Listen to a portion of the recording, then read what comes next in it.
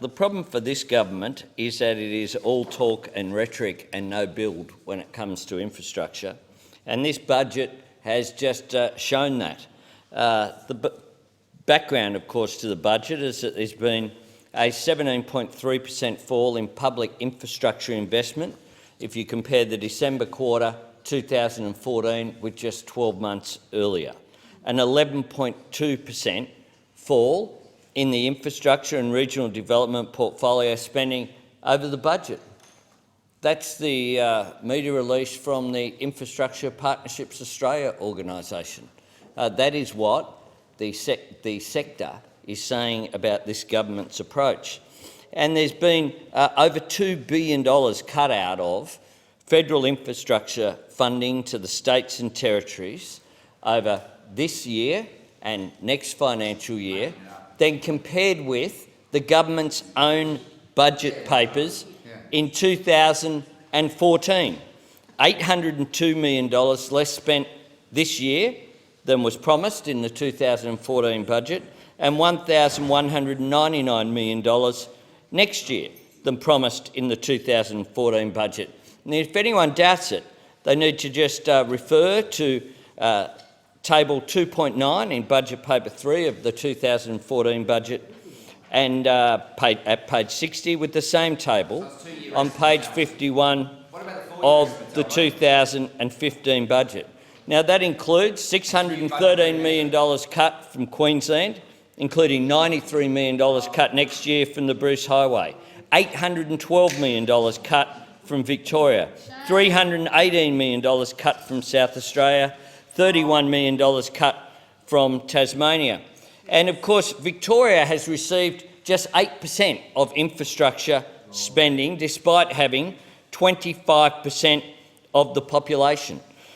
You go to specific programs. The Bridges Renewal Program promised $60 million this year, and now $0 will be spent on what is, I acknowledge, a coalition program, and no extra money for next year. The Heavy Vehicle Safety and Productivity Program, a cut of $28 million over 2 years.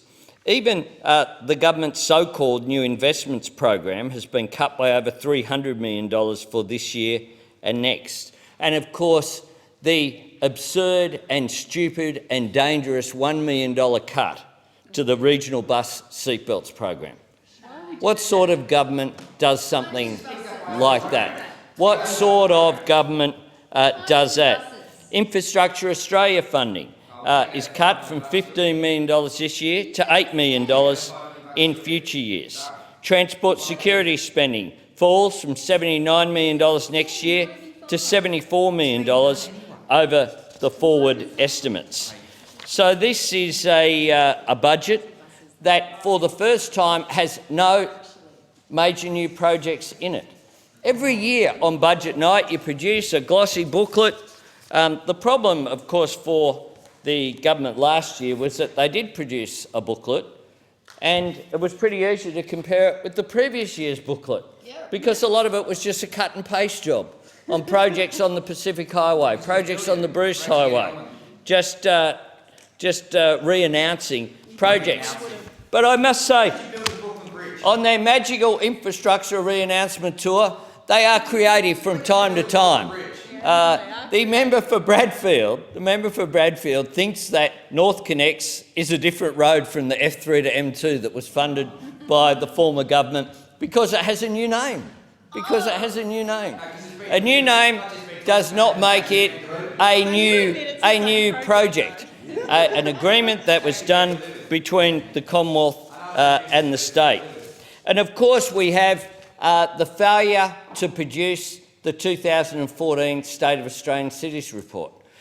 It's been printed, it's there, but they won't distribute it. The copies have been printed, the 200 copies are sitting there gathering dust, as the Secretary of the Department said, but it's precisely what he said at Senate estimates.